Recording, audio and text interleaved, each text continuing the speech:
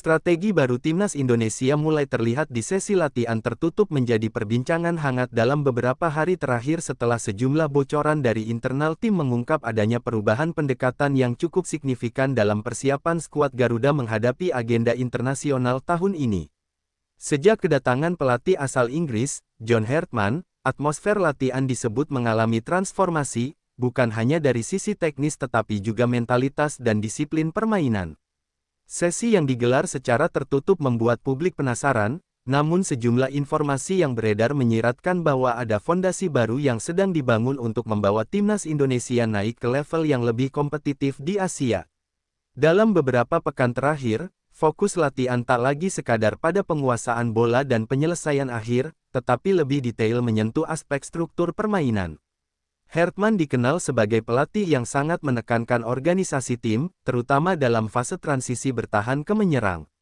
Para pemain disebut mendapatkan porsi latihan intens untuk membaca ruang, menjaga jarak antar lini, serta mempercepat pengambilan keputusan dalam tekanan.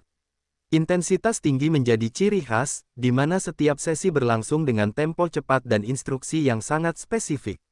Hal ini menjadi pembeda dibanding periode sebelumnya yang lebih fleksibel dalam pendekatan taktik. Perubahan juga terlihat dari pola komunikasi di lapangan. Hartman aktif memberi arahan secara langsung, bahkan menghentikan sesi permainan kecil untuk mengoreksi detail pergerakan. Ia menuntut para pemain memahami alasan di balik setiap skema, bukan sekadar menjalankan instruksi. Pendekatan ini bertujuan membangun kecerdasan taktik sehingga para pemain mampu beradaptasi ketika situasi pertandingan berubah. Dalam latihan tertutup itu pula, kombinasi pemain muda dan senior diuji dalam berbagai skenario, termasuk simulasi tertinggal 1 gol maupun situasi unggul tipis di menit akhir. Selain aspek taktik, pembenahan fisik menjadi perhatian serius. Program kebugaran yang diterapkan disebut lebih terukur dengan pemantauan data performa setiap pemain. Kecepatan sprint, jarak tempuh, hingga intensitas duel dicatat untuk memastikan standar yang sama di seluruh skuad. Hartman ingin memastikan Timnas Indonesia mampu menjaga konsistensi permainan selama 90 menit penuh, sesuatu yang kerap menjadi tantangan saat menghadapi lawan dengan tempo tinggi. Dengan peningkatan fisik yang signifikan, diharapkan tim tidak lagi mudah kehilangan fokus pada menit-menit krusial. Salah satu hal yang paling menarik dari strategi baru ini adalah penekanan pada fleksibilitas formasi. Dalam beberapa sesi internal, tim disebut mencoba variasi sistem, mulai dari 3 bek hingga 4 bek dengan 2 gelandang jangkar. Tujuannya agar pemain terbiasa dengan lebih dari satu pendekatan sehingga tidak mudah ditebak lawan. Fleksibilitas ini juga membuka peluang rotasi pemain tanpa mengurangi keseimbangan tim. Para pemain sayap dilatih untuk lebih disiplin membantu pertahanan, sementara bek sayap didorong aktif membangun serangan dari sisi lapangan. Atmosfer kompetitif di dalam skuad juga meningkat. Hartman memberi sinyal bahwa tidak ada jaminan tempat bagi siapapun. Performa latihan menjadi tolok ukur utama dalam menentukan susunan pemain inti. Hal ini memacu setiap individu untuk menunjukkan kualitas terbaiknya. Pemain muda yang sebelumnya jarang mendapat kesempatan kini memiliki peluang yang sama jika mampu memenuhi tuntutan taktik. Di sisi lain, pemain senior dituntut menjadi teladan dalam kedisiplinan dan komunikasi di lapangan. Strategi baru ini bukan sekadar perubahan teknis, tetapi juga pembentukan identitas bermain. Hartman diyakini ingin membangun karakter tim yang agresif namun terorganisir, berani menekan sejak lini depan namun tetap solid saat bertahan. Pendekatan ini diharapkan membuat Timnas Indonesia lebih percaya diri saat menghadapi tim-tim kuat Asia. Kepercayaan diri menjadi aspek penting, mengingat dalam beberapa turnamen sebelumnya skuad Garuda kerap kesulitan menjaga konsistensi saat menghadapi tekanan besar. Meski latihan dilakukan tertutup, dukungan publik tetap terasa. Antusiasme supporter menjadi energi tambahan bagi para pemain yang sedang berjuang merebut tempat di skuad utama. Media sosial dipenuhi spekulasi tentang susunan pemain dan strategi yang akan diterapkan pada laga mendatang.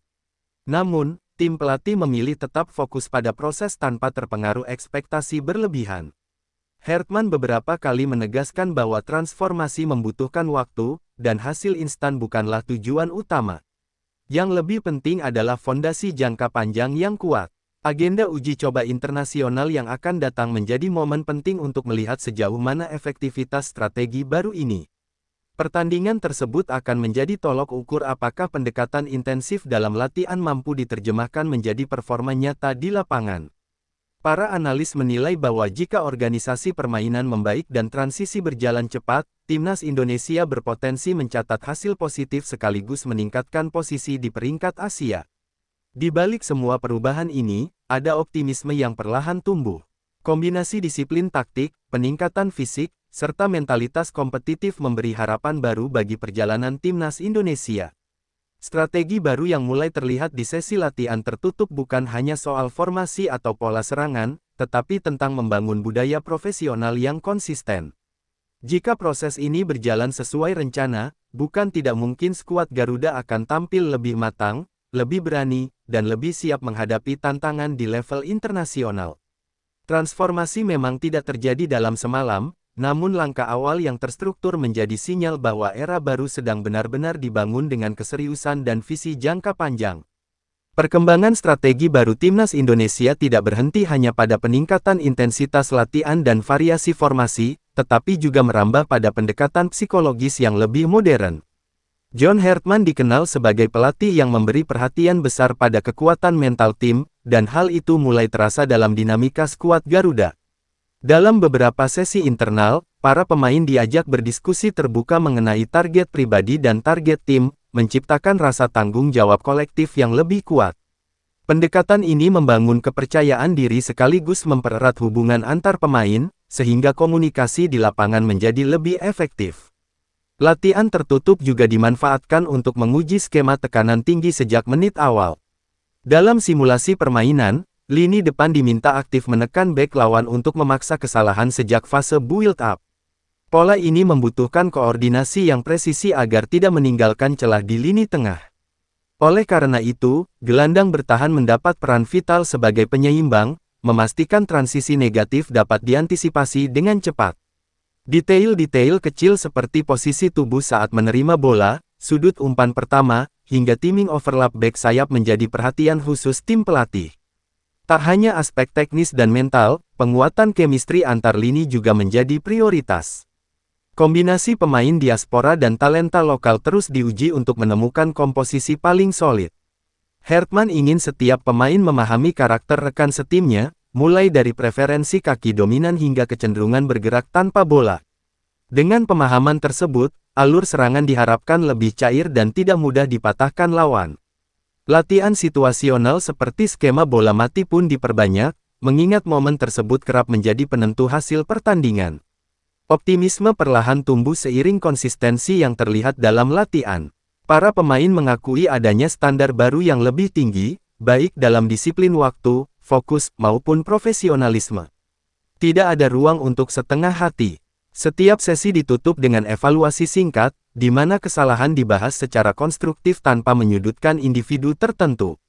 Budaya ini menciptakan lingkungan kompetitif yang sehat dan mendorong peningkatan performa secara kolektif.